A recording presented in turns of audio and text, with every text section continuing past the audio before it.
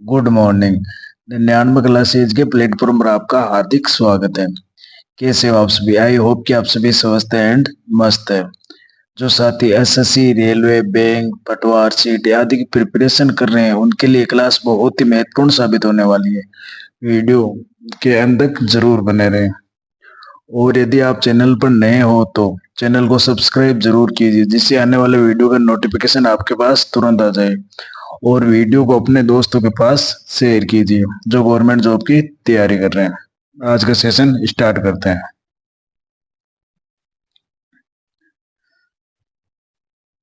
प्रकाश के वेग की गणना सबसे पहले किसने की थी? तो प्रकाश के वेग की गणना सबसे पहले दोस्तों किसने की थी? रोमन ने। और रोमन ने यह बताया था कि विद्युत प्रकाश एक विद्युत चुंबकीय तरंग है जिसे हम देख सकते हैं। अगला क्वेश्चन।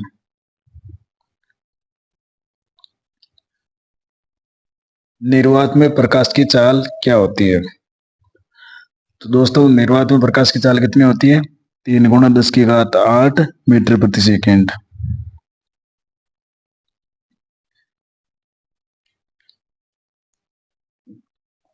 एक पॉइंट चिन्ह में इंटू 10⁸ मीटर प्रति सेकेंड होती है रॉक सॉल्ट नायलॉन में।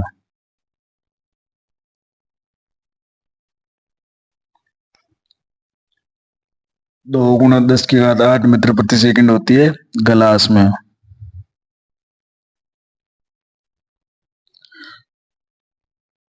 2.25 × 10⁸ मीटर प्रति सेकेंड होती है पानी में। क्योंकि क्वेश्चन किसी भी तरीके से पूछा जा सकता है, जिससे हमें सभी क्वेश्चन को ध्यान में रखना है। अगला क्वेश्चन। प्रकाश की जाल सर्वाधिक किसमें होती है? तो प्रकाश की जाल सर्वाधिक किसमें होती है दोस्तों? निर्वात में। और तारपीन तेल में कितनी होती है? 2.04 × 10⁸ मीटर प्रति सेकेंड।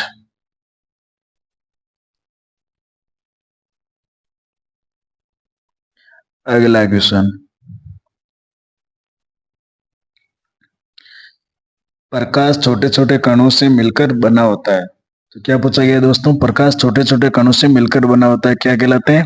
फोटोन। तो फोटोन के बारे में किसने बताया था? न्यूटन ने।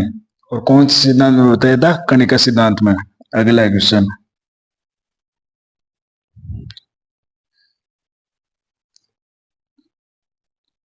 बहुत ही सिंपल क्वेश्चन, ये एलपी 2018 में पूछा गया क्वेश्चन है। इंपोर्टेंट लगा लिया इसको।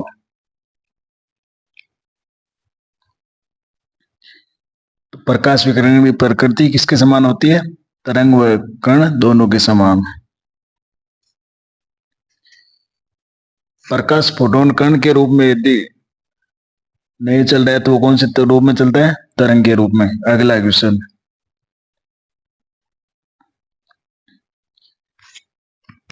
प्रिज्म में प्रकाश के विभिन्न रंगों के विभाजन को क्या कहते हैं? क्या पूछा गया दोस्तों? प्रिज्म में प्रकाश के विभिन्न रंगों के विभाजन को क्या कहते हैं? तो, तो प्रिज्म में प्रकाश के विभिन्न रंगों के विभाजन को क्या कहते हैं? प्रकाश का वर्ण विक्षेपण। यदि कोई प्रिज्म में प्रकाश गिर रहा है तो वह अपने 7 रंगों में विभाजित हो जाता है, जिसको हम विबग्योर नाम से जानते हैं। इसमें जैसे देखो, V I B G Y O are.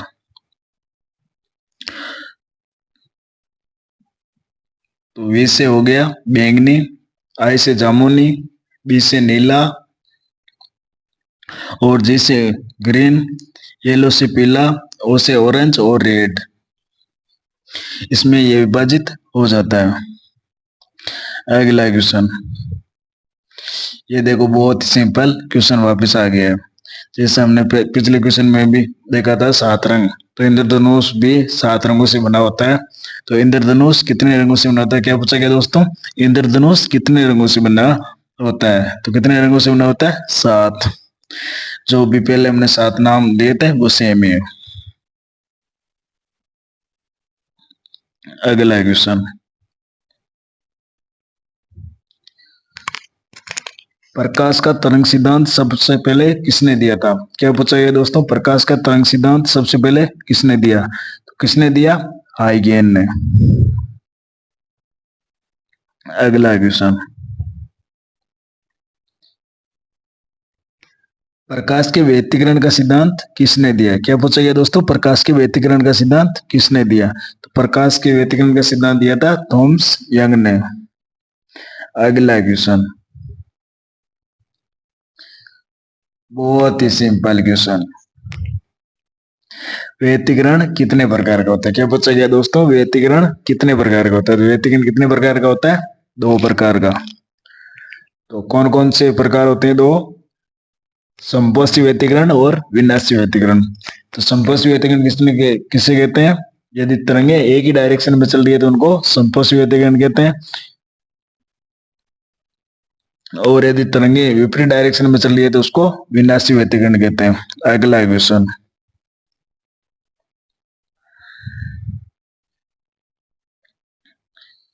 निम्न में से कौन सा प्राथमिक रंगों का समूह है? क्या पूछा गया दोस्तों?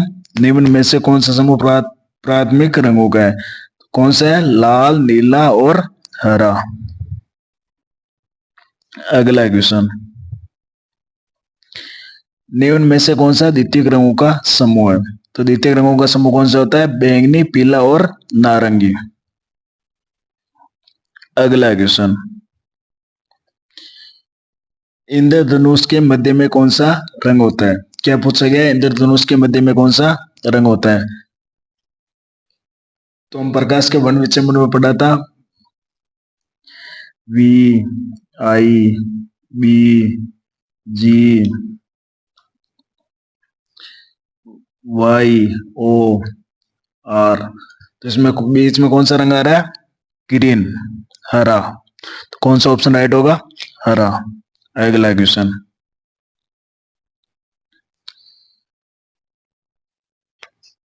खतरे का सूचक किस रंग को कहा जाता है? क्या पूछा गया है? खतरे का सूचक किस रंग को कहा जाता है? तो खतरे का सूचक हमेशा ही लाल को कहा जाता है, क्योंकि इसका प्रकीर्णन कम होगा तो तरंग दैर्ध्य भी कम होगी, जिससे ये ज्यादा दिखाई देता है। अगला क्वेश्चन, जब दो रंग आपस में मिलकर श्वेत प्रकाश उत्पन्न करते हैं तो उन्हें कहते हैं? तो आपको हमेशा याद रखना है, जैसे हम प्राइमरी और सेकेंडरी को मिलाएं, जैसे हरा हुआ, मेजेंटा हुआ, तो इसको मिलाकर हमेशा सफेद पूरक रंग प्राप्त होता है। और जैसे यदि हम प्राइमरी और सेकेंडरी कलर को मिलाकर जैसे नीला और पीला, तो हमेशा ही सफेद पूरक रंग प्राप्त होगा। तो कौन सा ऑप्शन राइट होगा? बी, पूरक रंग। अगला क्वेश्चन,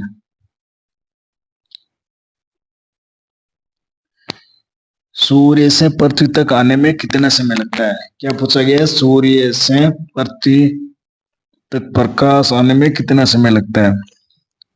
तो सूर्य से पृथ्वी तक प्रकाश के आने में समय लगता है 8 मिनट और 20 सेकंड, क्योंकि ये तो फिक्स क्वेश्चन है। और यदि आपको यही सेकंडों में पूछ ले जाए तो यहाँ पर होगा 500 सेकंड। अगला क्वेश्चन, हीरे का चमकना उदाहरण है? क्या पूछा गया है दोस्तों? हीरे का चमकना उदाहरण है। तो हीरे का चमकना उदाहरण किसका है? प्रकाश के पूर्ण आंतरिक परावर्तन का, क्योंकि जब आपतन कोण का मान क्रांतिक कोण से अधिक हो जाता है तो प्रकाश का पूर्ण आंतरिक परावर्तन होता है, जिसके इसके एग्जाम्पल अपन इंडोस्कोपी देख लो, बर्ग बेची का इसके एग्जाम्पल है। अगला क्वेश्चन,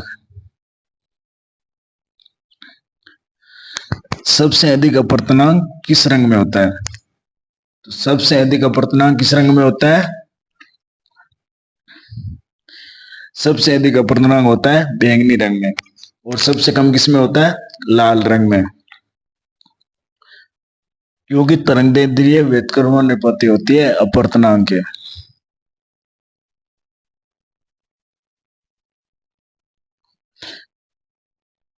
लैम्डा व्युत्क्रमणानुपाती 1/म्यू। अगला क्वेश्चन,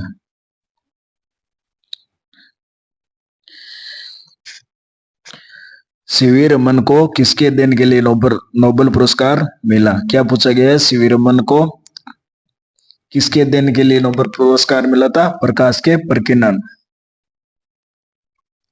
अगला क्वेश्चन, किसी वस्तु से टकराकर वापस लौटने की घटना को क्या कहते हैं दोस्तों? प्रकाश का परावर्तन। जैसे कोई यदि ये समतल है, इस पर कोई किरण गिरी, यहाँ पर इसका हो गया विलंब, तो ये वापस लौट जाती है। इसको कौन सा घटना कहते हैं? प्रकाश का परावर्तन। अगला क्वेश्चन,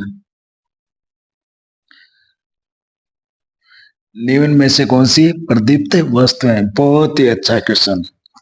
क्या पूछा गया है? निम्न में से कौन सी प्रदीप्त वस्तु है? तो निम्न में से कौन सी प्रदीप्त वस्तु है? सूर्य और बल्ब, क्योंकि ये अपने खुद के ही प्रकाश से चमकती है। अगला क्वेश्चन, बहुत ही अच्छा क्वेश्चन, चंद्रमा के तल से प्रकाश का रंग दिखाई देगा, तो प्रकाश का रंग कौन सा दिखाई देगा? काला। यदि यहाँ पर ये पृथ्वी का नाम लेता तो यहाँ पर नीला होता, क्योंकि चंद्रमा पर एटमोस्फियर नहीं होने के कारण वहां पर प्रकाश का प्रकीर्णन नहीं होता है, उस कारण से काला दिखाई देता है। यदि पृथ्वी पर प्रकाश का प्रकीर्णन होने के कारण यहाँ पर नीला दिखाई देता है।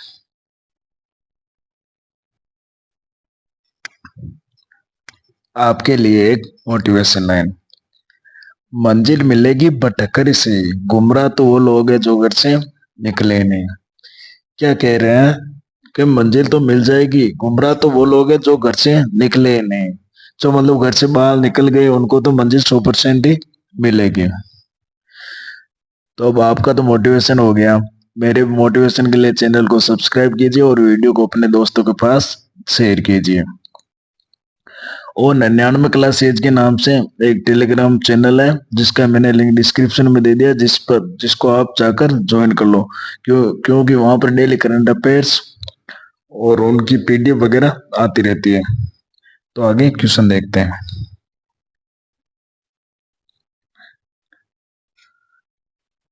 प्रकाश के अवयवी वर्णों के विभाजन को कहते हैं? क्या पूछा गया है? प्रकाश के अवयवी वर्णों के विभाजन को क्या कहते हैं? विक्षेपण। अगला क्वेश्चन, जल का अपवर्तनांक होता है, क्योंकि इसमें तो समझाने लायक कुछ है नहीं, क्योंकि ये तो फिक्स है, तो इसमें क्या होगा? 1.33। अगला क्वेश्चन, वह गोले दर्पण जिसका परावर्तक पृष्ठ बाहर की ओर होता है क्या कहलाता है? तो क्या कहलाता है? उत्तल दर्पण, क्योंकि उत्तल दर्पण के अंदर की ओर तो पॉलिश होती है और ये बाहर की ओर वक्रित रहता है। अगला क्वेश्चन, निकट दृष्टि दोष में व्यक्ति, क्या पूछा गया है दोस्तों? निकट दृष्टि दोष में व्यक्ति दूर की रखी वस्तु को स्पष्ट नहीं देख पाता है। अगला क्वेश्चन,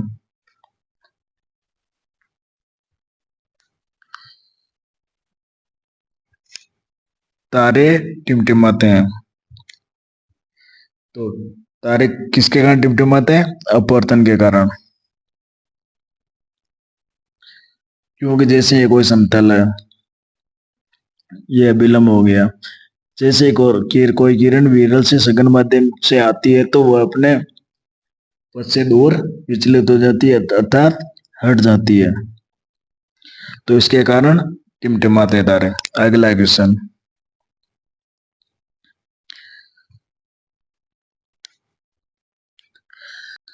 जन्मजात आनुवंशिक भिन्नता में व्यक्ति तो क्या होता है? लाल और हरे रंग में विभेद नहीं कर पाते हैं। अगला क्वेश्चन, बहुत ही अच्छा क्वेश्चन, दूरदृष्टि दोष के निवारण तो कौन सा लेंस प्रयोग में लिया जाना चाहिए? तो क्या पूछा गया है? दूरदृष्टि दोष के निवारण के लिए कौन सा लेंस प्रयोग में लिया जाना चाहिए? उत्तल लेंस अभिसारी।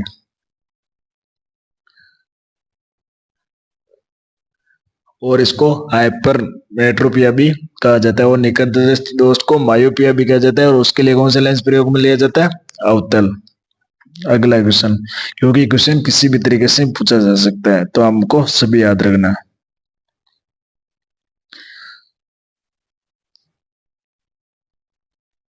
सामान्य आंख की दृष्टि की विस्तार सीमा कितनी होती है? 25 सेंटीमीटर से अनंत तक। अगला क्वेश्चन,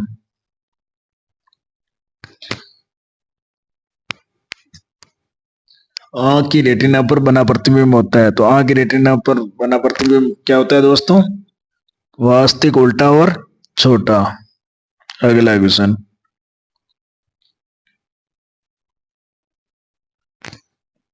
दृष्टि पटल के नीचे के अंदर वो एक काली झिल्ली होती है, ये क्या कहलाती है? क्या पूछा गया दोस्तों? दृष्टि पटल के नीचे के अंदर की ओर एक काली झिल्ली होती है, ये क्या कहलाती है? रक्त पटल। अगला क्वेश्चन,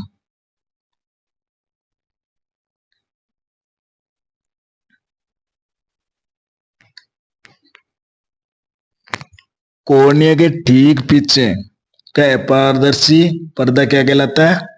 आइरिस।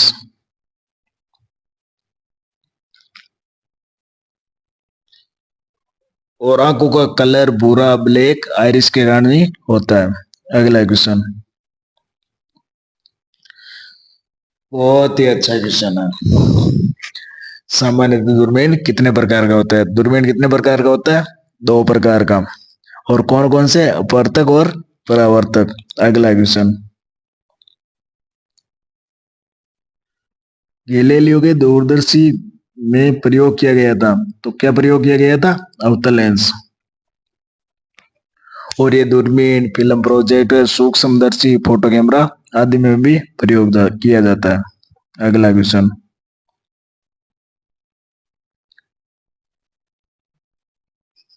कई वाहन ऐसे होते हैं जिनमें अतिरिक्त पीली बत्तियां होती है, इसका क्या कारण है? क्या पूछा गया दोस्तों? कई वाहन ऐसे होते हैं जिनमें अतिरिक्त पीली बत्तियां होती है, इसका क्या कारण है? पीली प्रकाश कोहरे की बेहतर है, जिसके कारण सड़क साफ दिखाई दी जाती है। अगला क्वेश्चन,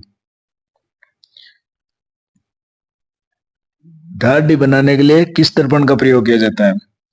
तो किस दर्पण का प्रयोग किया जाता है? अवतल दर्पण का। अगला क्वेश्चन,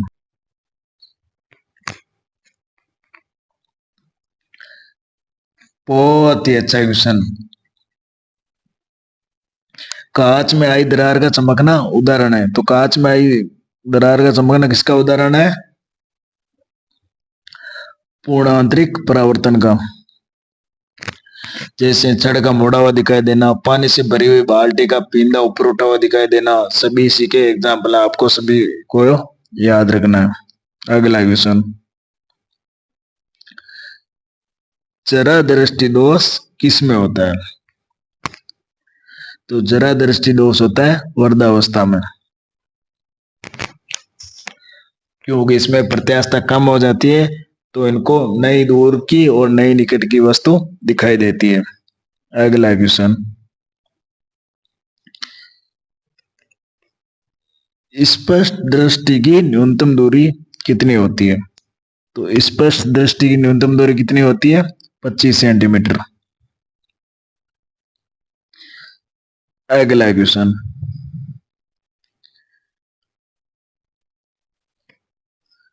जब दो समतल दर्पणों को 90 डिग्री के कोण पर रखा जाए और उनके मध्य एक मोमबत्ती जलाएं, तो दर्पण में मोमबत्ती के कितने प्रतिबिंब बनेंगे? तो ऐसे क्वेश्चन एग्जाम में बार बार पूछे जाते हैं। तो कितने प्रतिबिंब बनेंगे? अनंत। अगला क्वेश्चन,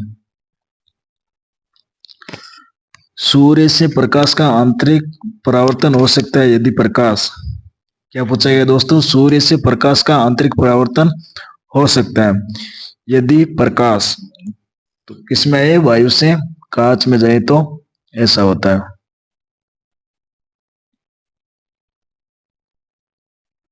अगला क्वेश्चन,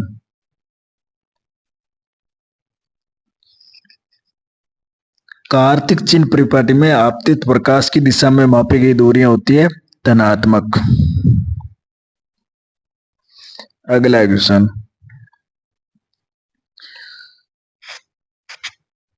फोकस दूरी का सूत्र क्या होता है? बहुत ही अच्छा क्वेश्चन। तो फोकस दूरी का सूत्र कितना क्या होता है? ए बराबर आर बाई 2, इसमें ए पे अपनी फोकस दूरी और आर है त्रिज्या। अगला क्वेश्चन, ये हमारे आज के सेशन का लास्ट क्वेश्चन है, बाकी के क्वेश्चन हम अगले सेशन में करेंगे। तो क्या पूछा गया है? गोलीय दर्पण का ज्यामितीय केंद्र कहलाता है। तो गोलीय दर्पण का ज्यामितीय केंद्र क्या कहलाता है? ध्रुव।